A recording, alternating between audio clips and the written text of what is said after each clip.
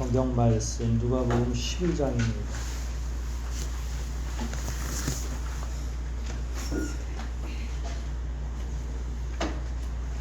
죄송합니다. 13장입니다.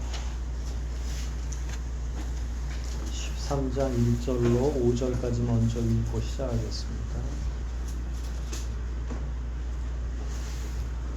누가복음 13장 1절로 5절까지 말씀.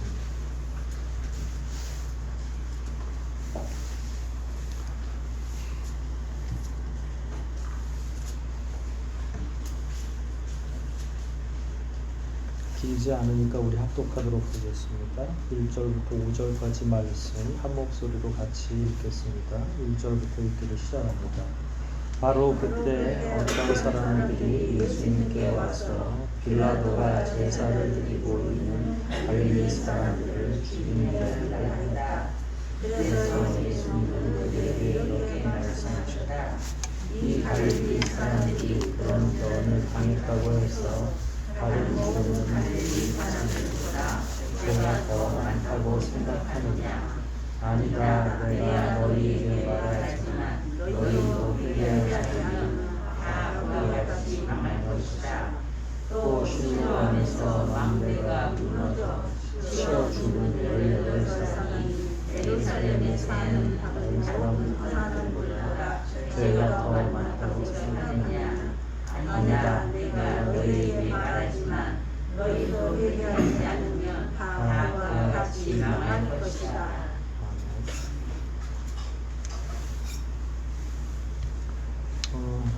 신문 기사 같은 내용이죠. 어떤 사건이 있었죠?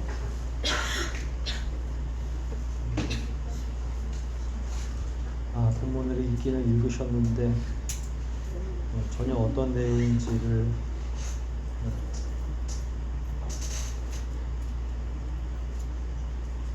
어떤 사건이 있었죠? 예수님께 오시기 전에 사람들이 어떤 사건에 대해서 이야기를 들은 거죠? 네, 사건이 일어났는데 제사를 드리고 있었는데 망대가 4절에 보면 실로암에서도 망대가 또 무너졌고 갈릴리에서도 제사를 드릴 때 사람들이 죽었고 이런저런 사건들이 일어나서 사람들이 예수님께 와가지고 이야기를 하기 시작했다. 근데 이 사람들이 예수님께 그냥 사건이 일어난 것만 이야기한 건가요? 무슨 이야기를 했을까요, 예수님께? 3절과 5절에 동일하게 같은 내용이 있죠. 죄가 더 많은 거냐, 사람들이. 그러니까 질문은 원래 나오지가 않지만 예수님의 대답을 보면 그들이 어떤 의미, 어떤 뉘앙스로 얘기했는지가 드러나죠. 우리들도 이런 생각을 할 수 있죠. 어떤 사람들이 막 비명 행사하는 뉴스들 이렇게 보면 무슨 죄를 졌길래 저렇게 끔찍하게. 근데 주님은 우리한테 동일하게 여기에서 나와 있는 것처럼 동일하게 얘기하겠죠. 너네보다 죄가 더 많아서 그런 일을 당한 게 아니다. 그렇지만 너희들도 회개하지 않으면 그와 같이 완전하게 망할 것이다. 지금 얘기는 그 얘기예요. 근데 조금 주의를 기울일 필요는 있죠. 나는 빌라도가 갈릴리 사람들이 제사 드리는데 죽인 이야기, 이 이야기와 실로암 망대가 무너진 이야기는 이 당시에 굉장히 큰 이슈였어요. 실제로 역사 안에서도. 그러니까 빌라도는 왜 죽였을까요? 제사 드리는 사람들은 원래 로마는 그 일종의 자기들이 지배하는 피지배 종족들, 민족들에게 약간 관용 정책을 베풀었죠. 종교, 그러니까 그리스 로마는 딱히 종교가 없었어요. 왕이 곧 종교예요. 왕이 숭배의 대상이었으니까. 그래서 나름 유대인들도 그냥 유대 종교를 잘 갖고 하나님께 제사하는 것에 대해서 그 부분은 너희들끼리 자치를 해라. 하도 유대인들은 계율이 613개나 되잖아요. 해라 하지 마라 이런 것들이 너무 많으니까 그거를 매 건마다 가져와서 총독한테 물어보면 골치 아프거든요. 그러니까 그 종교 안에서 일어나는 일은 자치적으로 너네들이 해결을 해라. 그럼 빌라도가 나섰다는 건 어떤 문제인 것 같아요? 그 이야기가 아닌 다른 내용이죠. 죽일 정도면 어떻게 된 거예요? 뭔가 심각하거나 빌라도가 이게 정신이 미쳤다거나 빌라도가 많이 미치지는 않았고요. 그러면 예측할 수 있는 게 제사를 중심으로, 그러니까 사람들이 언제 모이냐면 절기 때 많이 모이고 하죠. 그러니까 이럴 때는 군사들도 굉장히 긴장을 하는 거예요. 왜냐하면 로마 물러가라 막 이러면 골치 아파지니까. 그래서 지키고 서 있고 막 이럴 때 특히 사람이 많이 모이는 절기라든지 안식일이라든지 뭐 이럴 때는 더 긴장을 하죠. 근데 뭔가 일을 꾸미는 사람들은 사람이 많아야 좋아요, 적어야 좋아요? 사람이 많아야 좋죠. 뭔가 위력 시위를 서로 하려고 해도 수가 좀 많아야 모이는 그 위력으로라도 뭔가 하려고 합니다. 그러니까 제사를 드릴 때에 빌라도가 나서서 죽였다고 하는 건 결국은 그 이면을 보면 일종의 반 로마 구호를 외쳤다거나, 그렇지 않고서는 이렇게 무자비하게 궁합발로 사람들을 짓밟을 수가 없죠. 만약에 실제로 건강한 방식의 제사를 드렸는데 빌라도가 이랬다 그러면 진짜 이거는 밀란이 나는 거죠. 그 빌라도하고 당시에 종교 지도자들, 대제사장 그룹과는 보이지 않는 끈끈한 유대 맥이 흐르고 있기 때문에 함부로 빌라도가 종교적인 행위를 규탄하거나 막 들어가가지고 사람을 죽게 할 수는 없는 거예요. 그래서 그런 상황을 놔두고 우리가 해석을 해보면 갈릴리 사람들이 제사를 드리고 있을 때에 그 군대를 동원해가지고 가가지고, 갈릴리는 예루살렘은 아니잖아요. 근데도 가서 그렇게 했다고 하는 건 뭔가 그 지역에 꿈틀꿈틀 거리고 있는, 그러니까 예루살렘에서는 너무 드러나면 안 되니까 좀 시골 가가지고 뭔가 꿈틀꿈틀 드러나고 있는 내용들이 있었던 거죠. 근데 그냥 죽인 게 아니라 아주 비참하게 죽인 거예요. 그러니까 사람들이 깜짝 놀래가지고 이야기를 한 거죠. 사람들이 이야기를 하는 중에 아까 우리가 나눈 얘기죠. 이 갈릴리 사람들이 그런 변을 당했다고 해서 다른 모든 갈릴리 사람보다 죄가 더 많다고 생각하느냐? 이 유대인들의 생각의 보편성을 의미하는, 유대인들은 하여간 그 하나님을 잘 믿으면 죽는 것도 좀 예쁘게 죽고 수명을 다하고, 근데 이거 우리나라도 마찬가지죠. 약간 이런 생각이 있어요, 없어요? 죽음과 관련돼서는 갑자기 급사를 하는 거, 갑자기 자기도 모르는 병에 죽는다 그러면 흉흉하다고 생각하잖아요. 그러니까 그러면 우리는 그걸 죄로 연결하진 않지만 유대 사회에서는 그걸 죄로 더 연결하죠. 근데 예수님은 이게 참 중요한 내용인데요. 보편성을 얘기하는 거예요. 하나님 심판의 보편성, 죽음에 대한 보편성. 그러니까 죽는 형태로는 죄가 더 많은지 적은지를 알 수 없다. 근데 한 가지 맞는 얘기는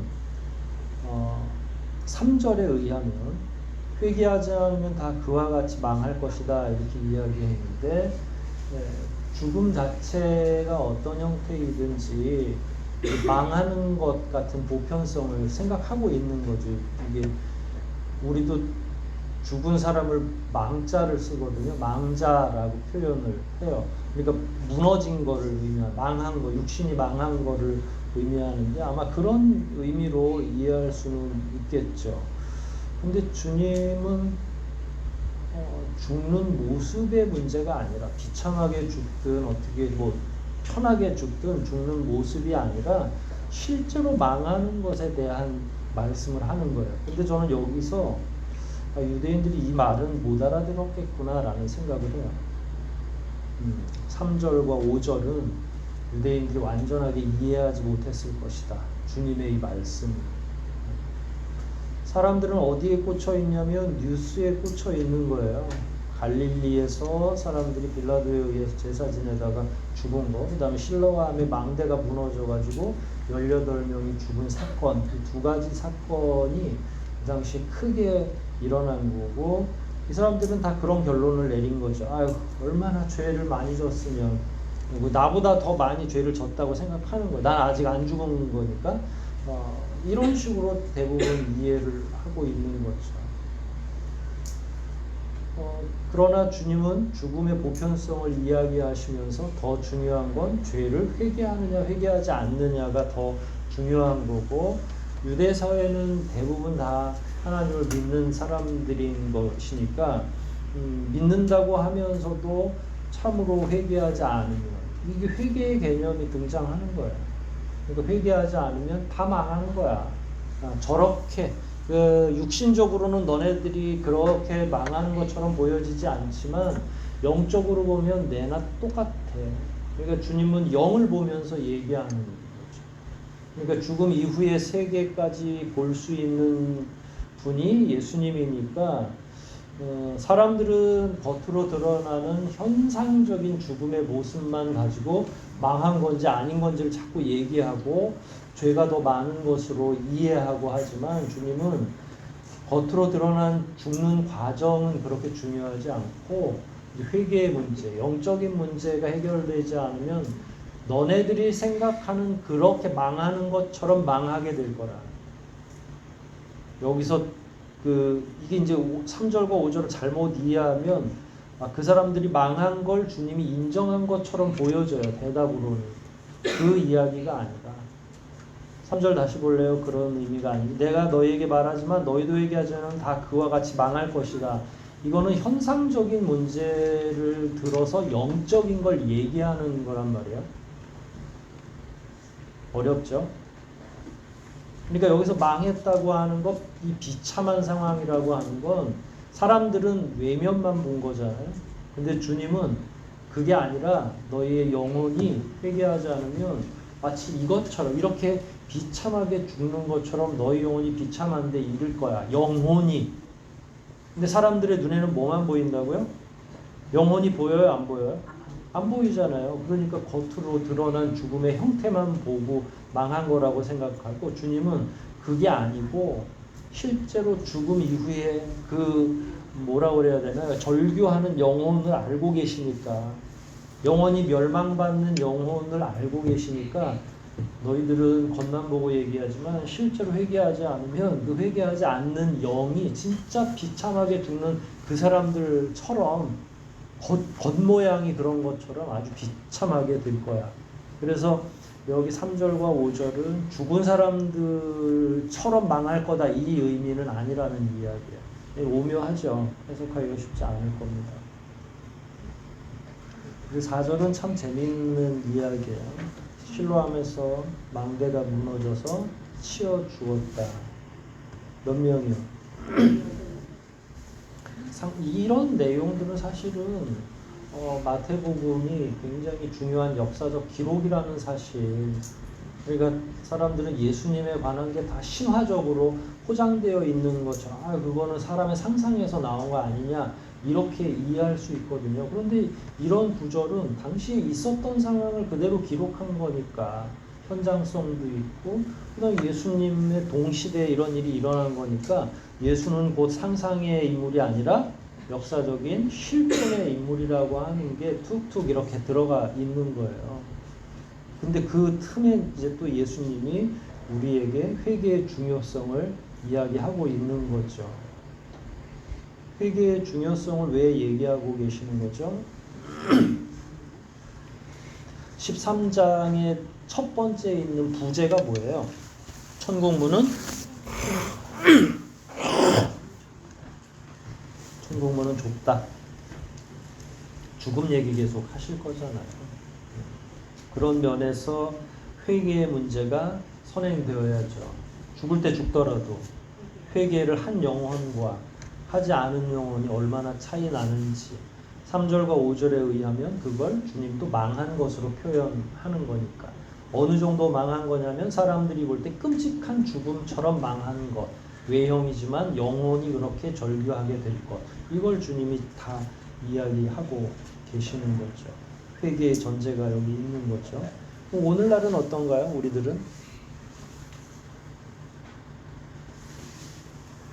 이 원칙이 변했을까요? 오늘날 회개하지 않고 죽으면 어떻게 되겠어요? 망하는 거죠. 그 영혼이 비참하게 처하게 될 거죠. 뭐 이거는 인간의 능력과 노력으로는 개선될 수 없는 거죠. 회개는 누가 받으셔야 돼요? 자기가 하나님한테 죄를 진 걸 고백하는 그 자체만 가지고 회개라고 생각하는 경향이 있죠. 하나님, 저는 이런 죄를 저질렀어요 라고 고백하는 건 회개일까요? 아닐까요? 그 회개로 가는 과정이 그냥 첫 발만 내디딘 거예요. 그거는 고백은. 진정한 회개는 그럼 어디까지 가야 돼? 삶의 개선까지 가는 거죠. 주님한테 죄 사함 그 용서를 받아야 그 회개가 완성이 되는 거잖아요. 근데 우리는 어디까지만 하고 빨리 집에 가요? 고백만 하는 거죠. 죄의 고백까지만 하는 거고요. 죄 사함의 선포는 있어요, 없어요? 그 굉장히 중요한 문제인데 우리가 자꾸 그 부분에 대해서는 신경 안 쓰죠. 왜냐면 하나님의 몫이라고만 점잖게 생각하고 있는데 그 부분이 완성인 거죠. 내 죄를 주님 앞에 고백하고 하나님의 사죄의 은총이 선언이 있고 그 다음에 그래서 카톨릭은 약간 속 시원한 거죠. 누구한테 고백해요? 네, 신부님한테. 그 다음에 신부님이 뭐라고 그래요? 선언을 해주거든요. 내가 너의 죄를 사하노라 이렇게 이야기해서 아주 가벼운 마음으로 간단하죠. 그러나 저는 그렇게 생각하지 않아요. 간단하지 않아요. 오늘날 기독교가 이 정도로 된 이유는 그 문제, 하나님 앞에 우리가 회개하고 죄사함 받는 거, 용서받는 것에 대한 깊은 통찰이 없으니까 요번 주 죄는 요번 주 이렇게 잘 얘기해서 다음 주 주일날 가져와서 또 얘기하고 그 다음 주 살면 또 다음 주 지었던 죄는 또 주일날 또 예배할 때 고백하는 걸로 이렇게 열버무려서 끝내는 정도로 우리가 자꾸 이해하잖아요. 주님이 아무려면 그거를 회개로 받으셨겠는가? 그렇지 않다는 이야기죠.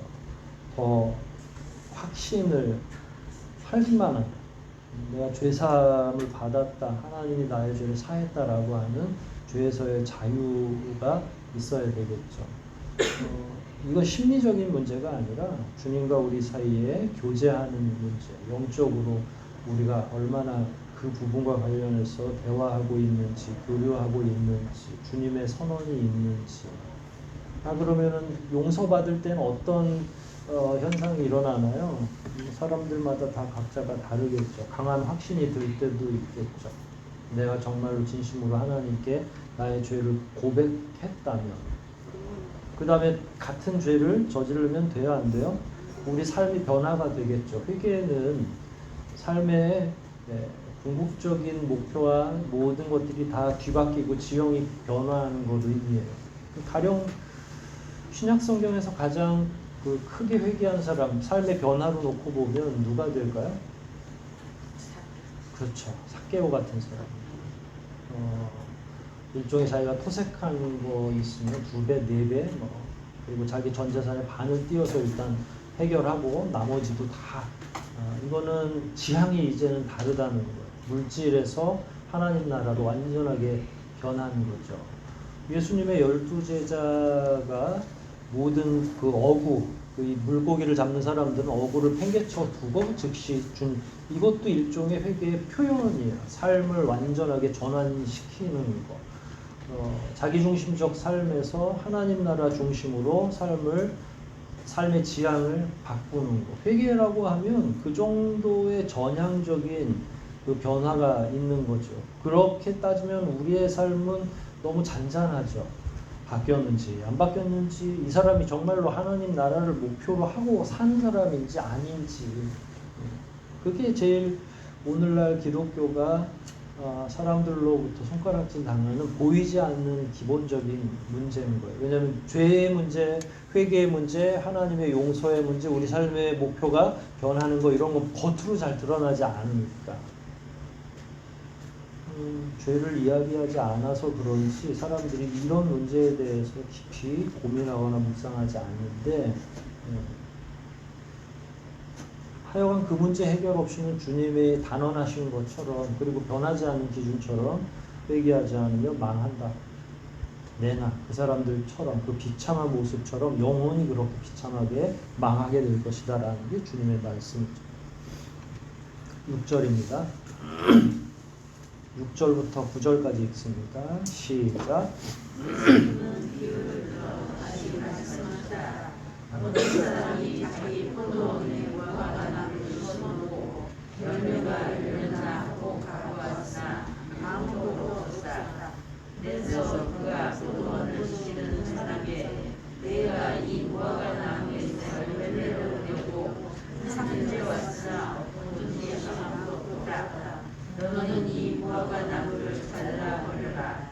왜 땅만 못쓰게 하느냐. 그 사람이 네, 계속 읽으세요. 주인님, 하나만 더 그냥 두십시오. 제가 들매를 파고 버림을 주겠습니다. 이들이라도 열매를 주면 좋지 않겠습니까? 그렇게 하고서도 끝내 열매를 맺지 못하면 그때 가서 잘라버리시죠. 네, 거기까지.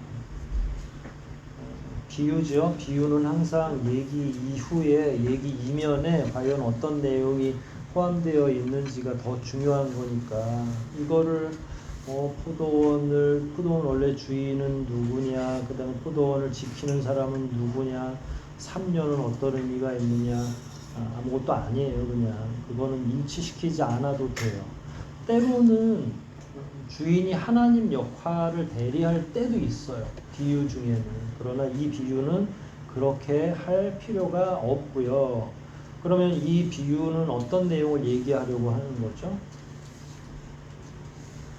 위에서 지금 회개 얘기하시다가 지금 이 비유를 바로 들으신 거잖아요. 지역도 안 바뀌었고 이 배경 자체가 바뀌지 않았어요. 그러니까 뭘 얘기하는 거예요?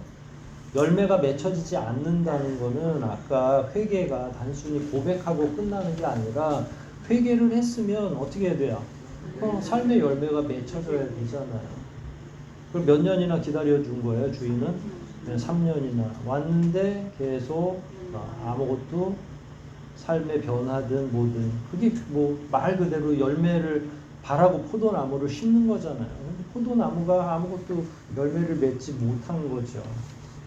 그렇게 되면 땅만 못 쓰게 만든 거예요. 그러면은 예를 들어서 잔뜩 사람만 있는 거고, 이 사람들이 힘을 아무도 못 쓰는 사람들이에요. 영적으로 능력이 전혀, 그리고 그냥 뭐 밥만 출내는 거예요, 우리가. 그러면 이렇게 이야기하는 거죠. 그럼 어떻게 하면 되냐면, 이 사람들을 뽑아다가 딴 데 다 내버려 두고 새로운 사람으로 채우는 것이 옳다. 그 직설적으로 표현하자면. 왜냐하면 땅만, 또 이 공간이 그러면 영혼을 살려내지 못하는 공간이라면 뭐로 여기서 있느냐, 이런 말씀으로 우리가 해석할 수도 있겠죠. 회개하지 않고 열매 맺지 않으면 별로 쓸모없는.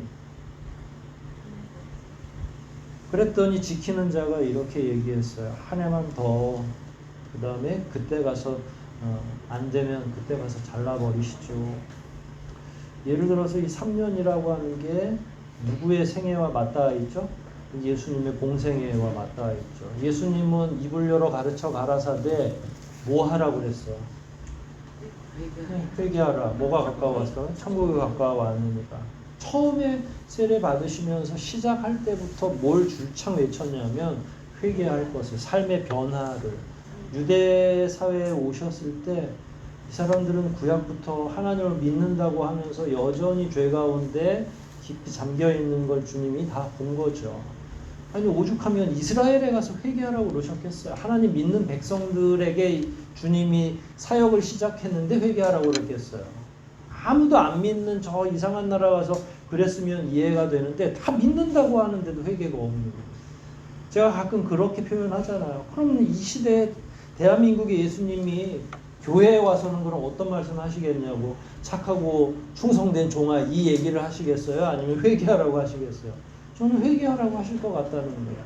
그러니까 안 믿는 자들한테는 회개가 얘기 하나 많아고요.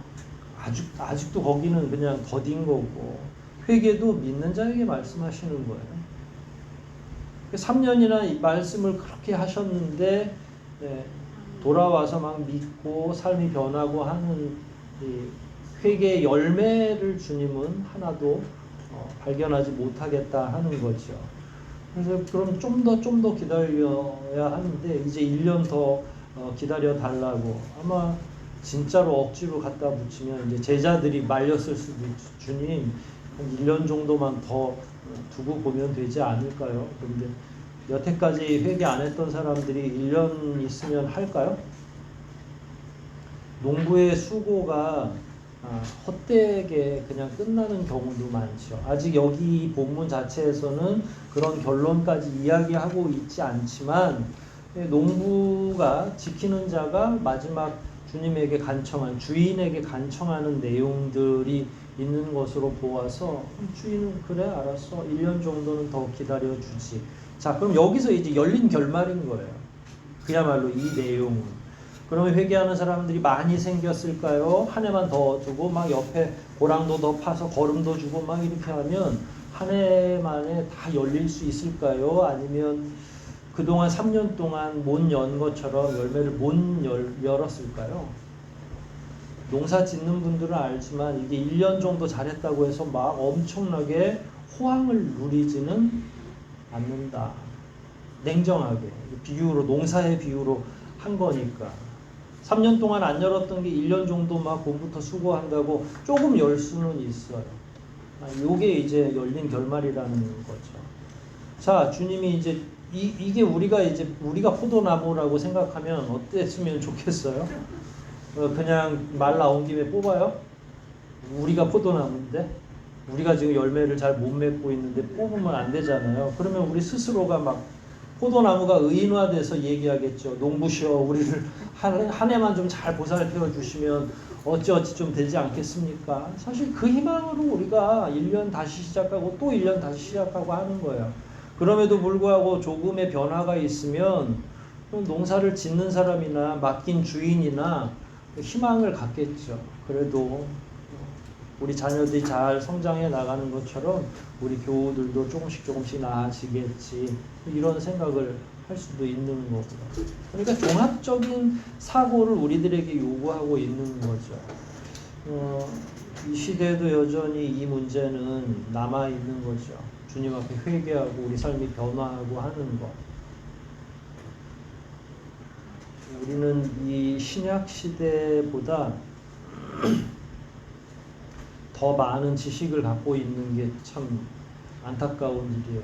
차라리 신약 시대에 살고 있었으면 예수님도 잘 몰라보고 그러면 조금 바보 같은 짓을 해도 용인되고, 그래 네가 나를 모르니 이렇게 주님이 안쓰럽게라도 생각할 텐데, 우리는 이 시대에 어떤 자들이 어떻게 주님을 배척했는지도 알고 있으면서 또 그와 같은 어리석음을 이 시대에 여전히 내가 또 범하고 있을 때가 제일 괴로운 거죠. 그러면 다시 3절 5절처럼 망하는 거죠. 우리의 영혼. 여기 앉아 있다고 해서 안심할 만한 일은 아닌 것 같아요. 저하고 여러분. 주님이 요구하시는 건 진심 어린 회개, 진짜 회개를 원하시는 거고 열매를 맺는 일인 거고, 저하고 여러분이 어떤 열매를 맺어야 될지는 모르겠지만 각자에게 요구하시는 바가 다르겠죠. 얘야 열매를 좀 맺어야 되지 않겠니? 뭐 어떤 형태의 열매든 삶이 변해야 되지 않겠니? 라고 촉구하고 계시는 거죠.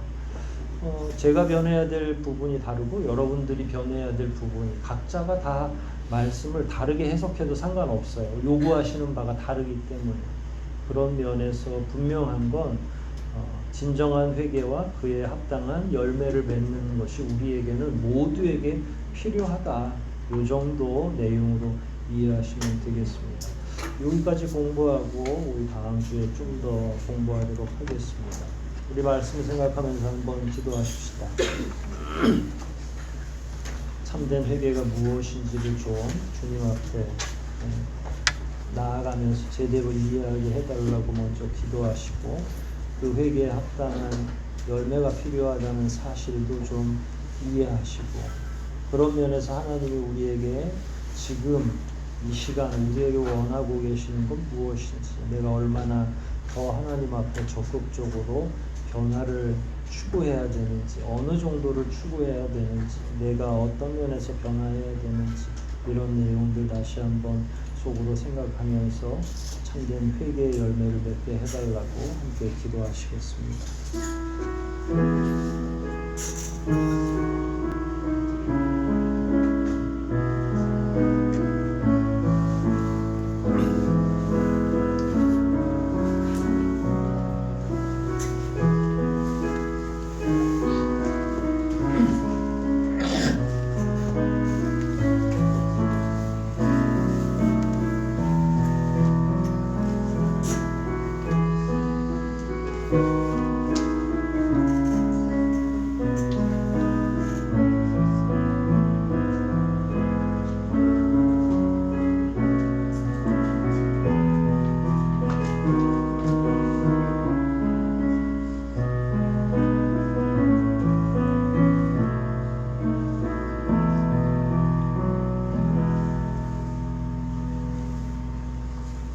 아버지 하나님, 우리 자신이 우리 스스로의 신앙에 안심하지 않게 도와주시옵소서. 나 자신에게 너무 관용을 베풀지 않게 도와주시옵소서. 하나님께서는 분명 더 엄격한 기준을 가지고 바라보고 계실 텐데, 어리석은 안도감이 우리의 영혼을 망하게 하는 것은 아닌지 되돌아보게 하시고, 더욱더 하나님 앞에 열매 맺는 삶으로 전환될 수 있도록, 특별히 회개의 열매를 맺을 수 있도록 은혜를 베풀어 주시옵소서. 내일부터 있을 수련회 가운데 함께해 주시고, 함께하지 못하는 우리 성도들도 동일한 은혜로 채워주시고, 무탈하게 다시 만날 그 시간까지 보호하여 주시기를 원하오며 예수님의 이름으로 기도하옵나이다. 아멘.